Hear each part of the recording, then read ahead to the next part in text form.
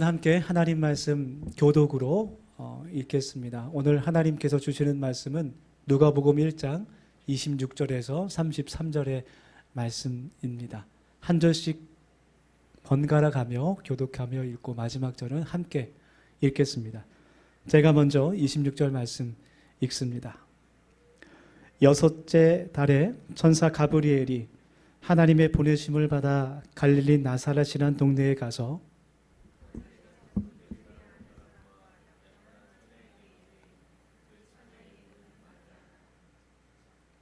그에게 들어가 이르되 은혜를 받은 자여 평안할지어다. 주께서 너와 함께 하시도다 하니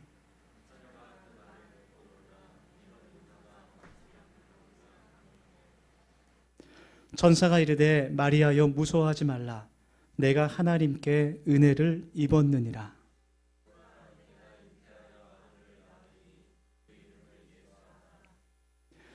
그가 큰 자가 되고 지극히 높으신 이의 아들이라 일컬어질 것이요 주 하나님께서 그 조상 다윗의 왕위를 그에게 주시리니 다 함께 영원히 야곱의 집을 왕으로 다스리실 것이며 그 나라가 무궁하리라.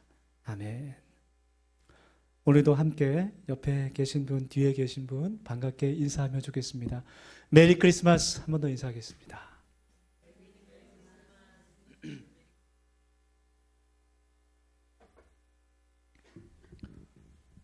이쪽에 앉은 분들이 더 외로운 것 같아요. 네, 여러분 성탄절 하면은 가장 먼저 어떤 것이 생각나십니까? 우리 어린 아이들에게 물어보면 선물이 가장 먼저 떠오른다고 이렇게 말하는 것 같아요. 산타클로스도 생각나고요. 선물에 관한 이야기가 하나 있습니다. 어떤 한 교회에서 성탄절이 다가오는 이 계절에, 딱 이 시기에 우울증에 빠진 청년이 한 명 있었습니다.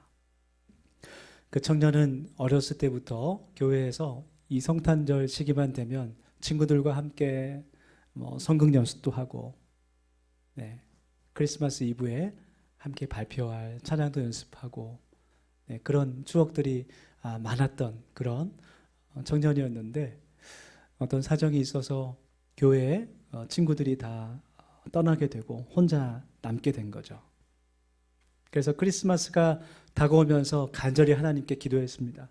하나님, 이 우울한 성탄절에 어떻게 하면 제 마음이 위로받을 수 있을까요? 선물을 받으면 마음이 풀어질 것 같습니다. 천사를 보내셔서 아니면 산타라도 보내주셔서 저에게 좋은 선물 하나만 주시면 제가 마음이 너무 기쁠 것 같습니다. 그렇게 간절히 기도했습니다. 크리스마스 이브날 깊어진 밤에 정말로 문 밖에서 인기척 소리가 들립니다. 반가운 마음에 나가봤더니 정말 놀랍게도 산타클로스가 선물 자루를 들고 나타났어요. 하나님께서 내 기도를 들어주셨구나.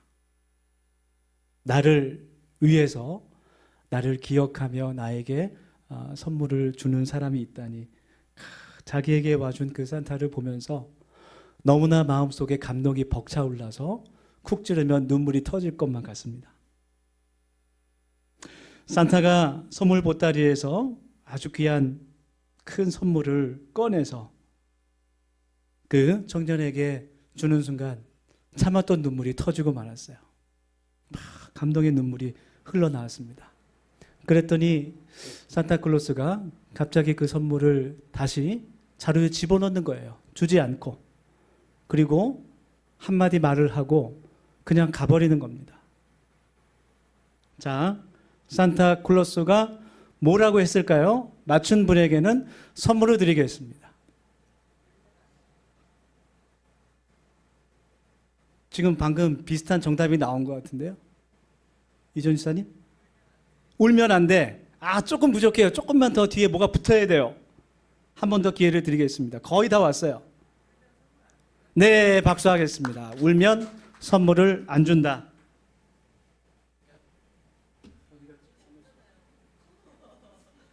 잠깐 앞으로 나오시기 바랍니다.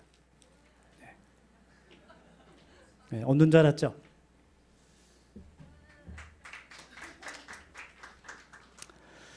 좋습니다. 정답은 우는 아이에게는 선물 안 준다 였습니다. 예수님께서 이 땅에 오신 성탄절이 다가오고 있는데요. 그 성탄절 25일이 그 전에 네 번의 주일을 교회력으로 대강절 혹은 대림절 그렇게 부릅니다. 라틴어에서 어벤투스라는 것에서 이제 오다라는 그런 단어에서 유래된 교회 절기인데요. 예수님께서 이 땅에 오신 그 이유와 목적을 묵상하면서 또 기도하면서 예수님을 기다리는 그런 절기입니다. 그래서 이 대강절 기간 동안에는 전통적으로 교회에서 촛불을 켜죠. 4개 혹은 5개 촛불을 켜는데요. 가장 어두운 색깔부터 한 주에 한 촛불씩 켭니다. 이 세상에 밝은 빛으로 오신 예수님을 기다린다는 그런 의미가 담겨져 있죠. 그리고 이제 마지막 25일은 하얀 초까지 5개 초를 다 켜게 되는 것입니다. 여러분, 어쩌면 우리들은 나를 위해서, 나의 죄를 위해서 이 땅에 인간의 몸으로 오신 그 예수님을 너무나 당연하게 생각하는 것 같아요. 하늘의 모든 그런 영광과 그런 권세와 찬양과 존귀를 버리시고 나를 위해서 이 땅 가운데 오신 예수님을 그냥 너무나 당연하게, 너무나 마땅하게 생각하고 있는지 모릅니다. 예수님의 오심을 기다리는 이 대림절 기간 동안에 아기 예수님의 오심을 기다리면서 또 기대하면서 감사하는 마음으로 기도할 수 있는 우리 모두가 되기를 소망합니다. 오늘 성경 본문 말씀은 예수님께서 태어나실 때 천사 가브리엘이 마리아에게 나타나서 들려준 이야기가 담겨져 있는 그런 말씀이에요. 가브리엘은 하나님의 기쁜 소식을 전하는 그런 천사장이었습니다. 그래서 오늘 32절 말씀에서도 가브리엘 천사가 태어나실 그 아기 예수님을 향해 지극히 높으신 이의 아들이다, 그런 예언을 하고 있습니다. 이 지극히 높으신 이는 바로 하나님을 뜻하는 말씀이죠. 그래서 오늘 같이 하나님의 말씀을 나누면서 지극히 높으신 하나님의 아들이 이 땅에 오신 것이 우리에게 어떠한 의미가 있는지 같이 나누기를 원합니다.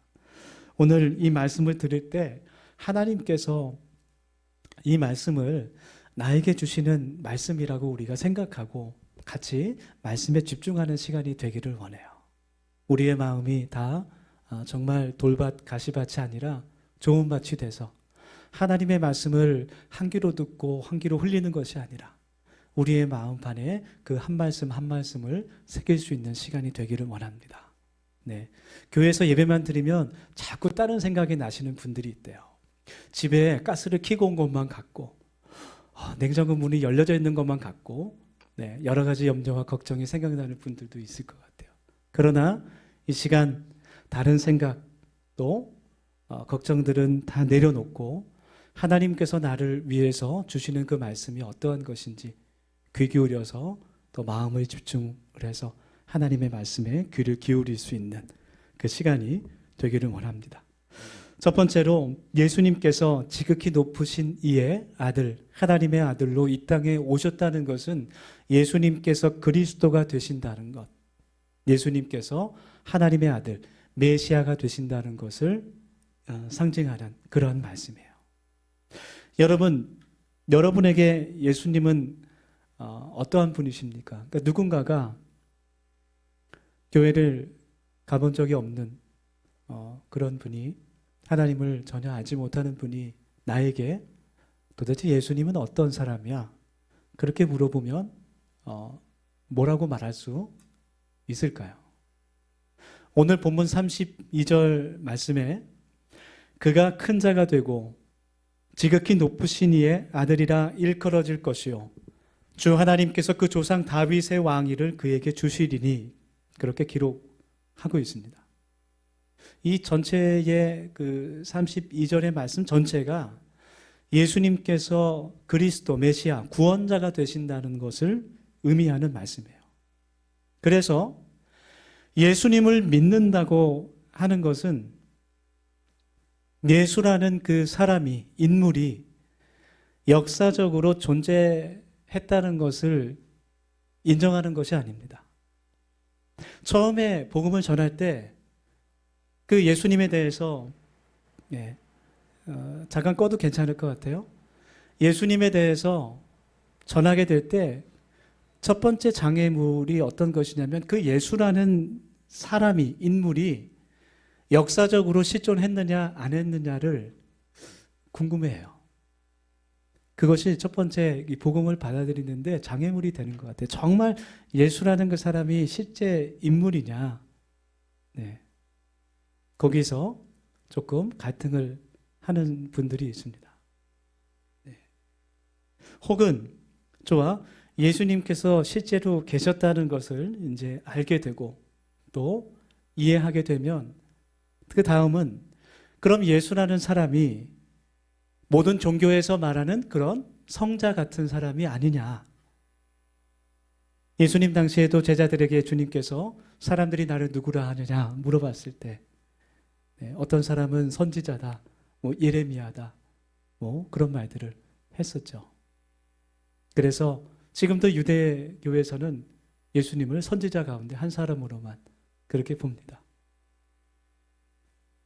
예수님을 그냥 많은 성자 가운데 한 사람이었다는 것.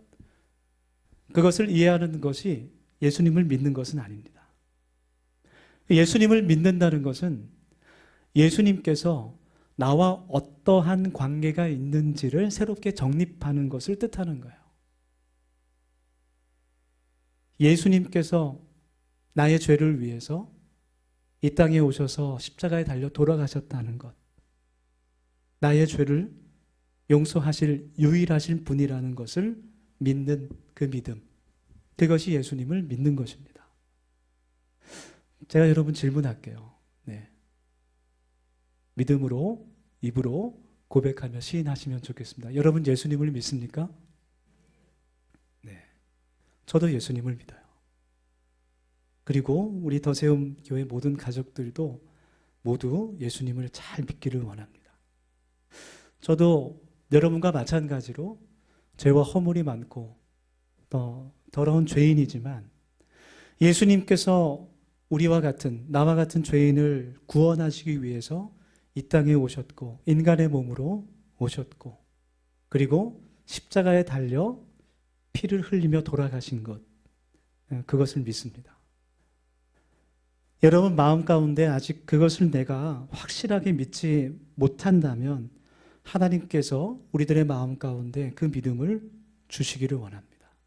그래서 먼저 우리들의 마음 가운데 내가 하나님 앞에 죄인이라는 그런 고백이 있어야 돼요. 나에게 죄가 없다면, 내가 의인이라면 우리는 예수님이 필요 없습니다. 먼저 우리가 하나님 앞에 죄인임을 깨닫는 은혜가 있기를 원합니다. 그리고 예수님께서 나를 죄에서 구원해 주실 구원자 되심을, 그리스도 되심을 믿기를 원합니다. 그것이 예수님을 내가 인격적으로 만나는 거예요. 만나지 않으면 믿을 수 없어요. 마태복음 16장에서 베드로가 묻죠. 예수님께서 베드로와 제자들에게 묻습니다. 사람들이 나를 누구라 하느냐? 그리고 너희들은 나를 누구라고 고백하느냐? 누구라고 믿느냐? 사람들은 나를 선지자다, 예레미야다, 엘리야다 그렇게 말하는데 너희들에게 있어서 나는 도대체 어떤 사람이냐? 주님께서 물어보십니다. 베드로가 주님께 살아계신 그리스도시요 하나님의 아들이십니다. 당신은 우리를 구원하실 분입니다. 그렇게 고백한 것처럼 우리의 마음 가운데 예수님을 그리스도로 고백하기를 원합니다. 그것이 예수님께서 이 땅 가운데 지극히 높으신 하나님의 아들로 우리에게 오신 성탄의 의미인 것이죠. 그래서 여러분 우리 더세움교회 우리 예배하는 한 분 한 분 모두 다 손에 손 잡고 핸드 인 핸드. 네. 코리아나 아시는 분은 좀 되신 분들이죠. 네. 손에 손 잡고 함께 천국 가기를 원합니다. 네. 하나님을 믿는다는 것이, 예수님을 믿는다는 것이 물론 우리가 예수님을 잘 믿을 때, 우리의 뜻과 힘을 다해 예수님을 섬기며 잘 믿을 때 하나님께서 약속하신 그런 축복의 그런 언약들이 있어요. 그러나 우리가 예수님을 믿는다는 것이 이 땅에서 성공하고 병에서 나음을 얻고 또 모든 관계가 회복되고 마음의 평안을 얻고 자녀들이 복을 받고 그것만이 우리가 하나님을 믿는 목적은 아닙니다. 그것을 위해서 믿는 것이 아니죠. 물론 하나님께서 약속하신 그런 은혜들이 있지만 우리가 하나님을 믿고 예수님을 나의 구원자로 고백하고 믿는 것은 하나님께서 주시는 영원한 생명, 구원을 얻기 위함이에요. 이 땅에서의 복과 위로와 평안만이 목적이 아닌 하나님께서 우리에게 주신 영원한 그 생명, 그 천국을 향해 함께 걸어가는 복된 우리 더세움 교인들이 되기를 소망합니다. 두 번째로 예수님께서 지극히 높으신 자의 아들로 오셨다는 것은 주님께서 우리를 위해서 낮아지셨다는 것을 깨닫게 합니다. 26절의 말씀이에요. 여섯째 달에 천사 가브리엘이 하나님의 보내심을 받아 갈릴리 나사렛이란 동네에 가서 예수님께서 태어나신 곳은 베들레헴이라는 동네지만 그곳이 이제 아버지 요셉의 고향이었기 때문에, 그러나 예수님께서 자라나신 곳은 갈릴리의 나사렛이라는 동네였습니다. 그 누구도 주목하지 않는 아주 작은 시골 변두리 지역이었어요. 네. 제가 지도를 하나 가져왔는데 너무 작아서 잘 안 보입니다. 중간에 파란색 테두리가 예루살렘입니다. 유대의 수도, 모든 신앙의 중심지였고 사회, 정치, 경제의 중심지였던 예루살렘. 그곳에 예수님께서 태어나신 것이 아니라 저 위로 올라가서 그 갈릴리 호수 주변에도 사람들이 꽤 살았어요. 그렇지만 나사렛이라는 동네는 그 호수에서도 육지적으로 많이 들어갑니다. 그리고 그 지역이 좋은 땅이 아니라 척박한 곳이에요. 그래서 그 누구도 눈여겨보지도 않고 특별한 일이 있으면 잘 가지도 않는 그런 작은 시골 동네에 주님께서 자라나셨어요. 태어나신 그 베들레헴에서도 좋은 곳에서 태어난 것이 아니라 깜깜하고 냄새나는 그 마국간에서 주님께서 태어나셨습니다. 그래서 그 요한복음 1장 46절 말씀 보면 그런 말씀이 나오죠. 나사렛에서 무슨 선한 것이 나겠느냐. 나사렛 같은 그런 작은 동네, 아무도 좋아하지 않는 그런 굉장히 지역 감정을 일으키는 말인데요. 그런 곳에서 무슨 좋은 것이, 무슨 뛰어난 사람이 나타날 수 있겠느냐. 그런 이야기도 합니다. 마태복음에 동방박사들이 유대의 새로운 왕이 태어난 것을 별을 연구하면서 알게 되죠. 먼 길을 걸쳐서 유대에 새롭게 태어난 왕을 만나러 왔을 때 조금 더 고민하지 않고 예루살렘에 있는 헤롯 궁전으로 갑니다.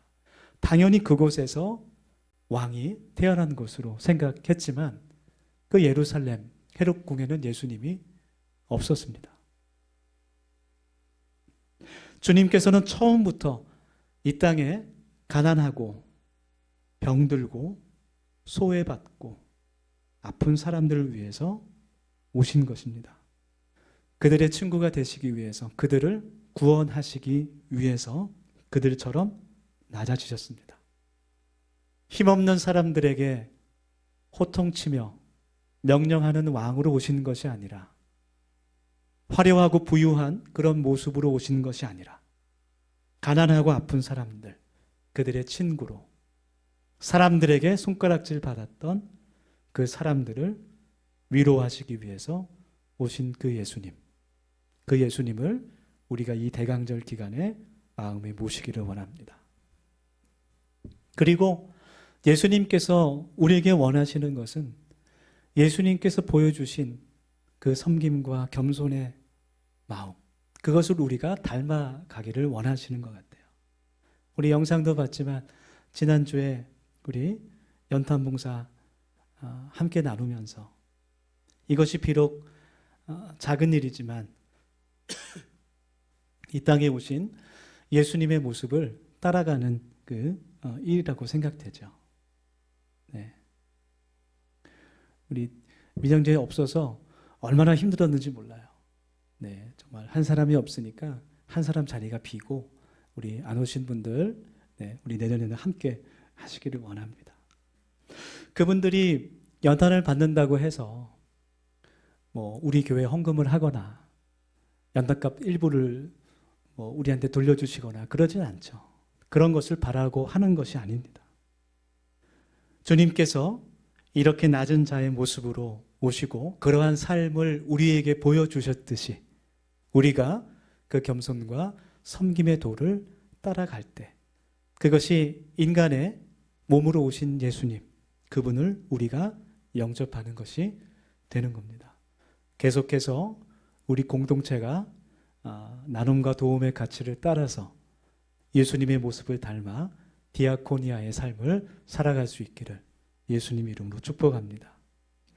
신약성경 빌립보서 말씀처럼 예수님께서는 하나님과 완전히 동일하게 모든 권능과 권세와 또 존귀와 영광을 가지신 분이었지만 이 땅에 약한 인간의 모습으로 오셨습니다. 우리가 예수님의 말씀에 순종해서 섬김과 봉사의 삶을 사는 것, 그것이 낮은 모습으로 오신 예수님을 높여드리는 방법이라는 것을 우리가 깨닫기를 소망합니다. 마지막으로 예수님께서 지극히 높은 자의 아들로 오셨다는 것, 그것은 주님께서 우리의 왕이 되신다는 의미예요.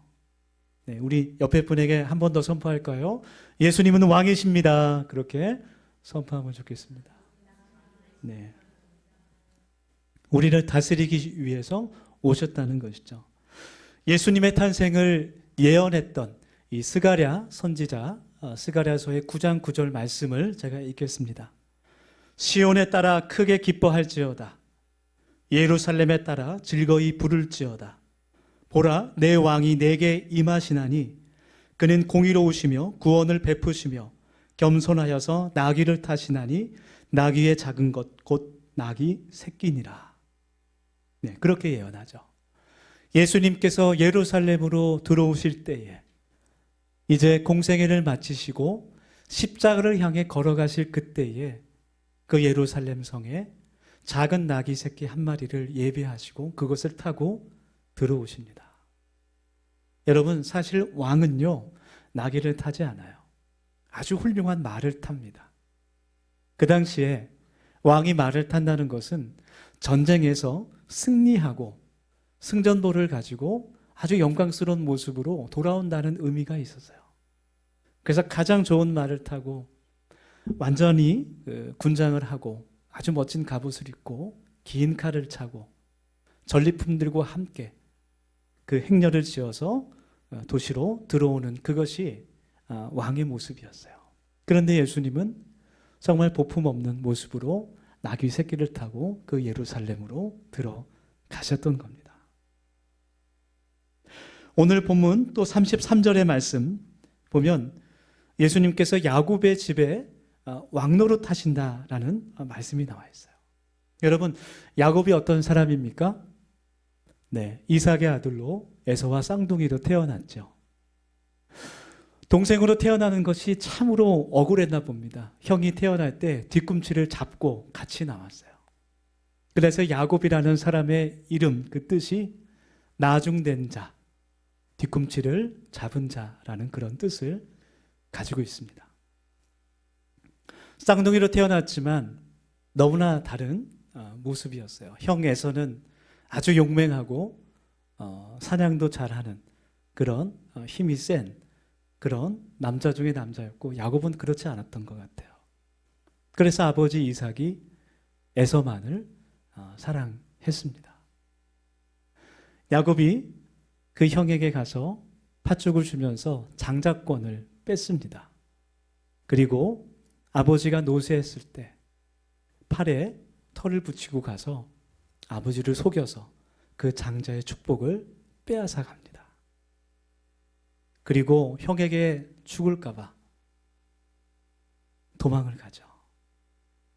많은 고생을 하고 집으로 돌아오는 길에 야복 강가에서 천사와 씨름하는 그 장면을 통해 하나님께서 그 야곱의 이름을 이스라엘로 바꿔주시게 돼요. 창세기 32장에 나오는 말씀인데, 이스라엘이란 이름의 뜻은 하나님께서 다스리시기를, 그런 뜻을 가지고 있어요. 이제 어떤 성경 주석 보면 하나님과 겨루어 이긴 자라는 그런 뜻으로 번역되기도 하는데, 그 히브리어 원어를 보면 정확한 뜻은 하나님께서 다스리시기를, 그런 뜻입니다.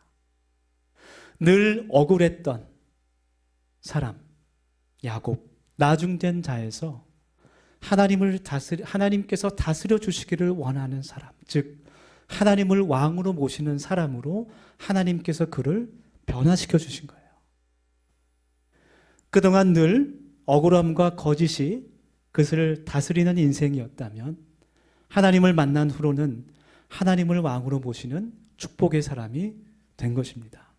그리고 하나님께서 야곱을 통해서, 이스라엘을 통해서 12아들을 낳게 하시고, 르우벤과 시므온과 레위와 유다, 단과 납달리, 또 아셀, 이사갈, 스불론, 요셉, 베냐민 낳게 하시고, 하나님께서 이스라엘 백성 12지파를 이루게 하시고 그들에게 하나님의 복을 허락하시는 거예요. 그래서 구약 성경마다 이 이스라엘 민족이 하나님께 기도할 때 이렇게 기도해요. 아브라함의 하나님, 이삭의 하나님, 그리고 야곱의 하나님을 부르짖으며 기도합니다. 하나님께서 야곱을 통해서 이스라엘을 다스려 주시고 그들에게 복을 주시기를 원하는 그런 마음의 표현인 것이죠. 그 야곱의 하나님께서 우리에게 예수 그리스도를 왕으로 보내주신 줄 믿습니다. 아멘. 왕으로 오셨다는 것은 무엇입니까? 우리가 그 나라의 백성으로 살아간다는 것을 말하는 거예요. 그리고 하나님 나라를 소유한다는 것을 의미하는 겁니다. 여러분, 우리를 죄에서 구원하셔서 하나님 나라, 천국을 우리에게 선물로 주신 그 예수님을 우리의 왕으로 모시고 살아갈 수 있기를 간절히 원합니다. 지극히 높으신 이의 아들로서 우리의 왕으로 오신 우리 아기 예수님을 우리의 주인으로 삼고 그 말씀에 순종하며 살아가는 것, 그것이 이 땅에 인간의 몸으로 오신 그 예수님을 기다리는 대강절의 의미일 것입니다. 참 순종이 중요한 것 같아요, 우리에게. 오늘 말씀에서도 마리아가 그 천사로부터 이 말씀을 들었을 때 얼마나 놀라고 충격을 받았을까요? 아직 요셉과는 정혼만 했을 뿐이지, 약혼, 거의 결혼과 같지만 같이 살지도 않는데, 아니 어떻게 아기가 생길 수 있단 말인가. 그런데 믿음으로 그 말씀에 순종하게 됩니다. 하나님의 나라의 영원한 그런 생명의 복, 그리고 현실에서도 그 야곱이 받았던 그 축복이 여러분 순종을 통해 우리에게 올 줄 믿습니다. 하나님께 우리가 세상에서 생각하지 못했던 그런 은혜와 평강이 있음을 여러분 믿기를 원합니다. 그 기대를 가지고 우리가 함께 믿음의 길을 걸어가는 저와 여러분 되기를 축복합니다. 지극히 높으신 왕이셨지만 우리를 위해서 이 땅에 오신 예수님, 결국은 그것이 하나님의 사랑 때문이었습니다. 그래서 예수님께서 그리스도 되신다는 것, 그것은 바로 하나님은 사랑 되신다라는 것과 같은 것입니다. 우리 다가오는 우리 성탄절을 우리가 기도로 준비하면서 정말 해마다 지나가는 그런 형식적인 행사가 되지 않고 지극히 높으신 하나님의 아들로서 나를 구원하러 오신, 이 땅에 오신 그 예수님을 우리 마음속에 깊이 영접하는 그런 복된 날 될 수 있기를 예수님 이름으로 축원합니다. 함께 우리 이 시간 기도하겠습니다. 세 가지 기도 제목 가지고 함께 통성으로 기도하겠습니다. 먼저 기도할 때 나를 사랑하시는 예수님을 우리 마음 가운데 영접하기를 원합니다. 예수님을 나의 구주로, 구원자로 믿게 하시고 그 믿음을 우리에게 주시고 그 뜻대로 살아가게 하여 주시옵소서. 그렇게 고백하겠습니다.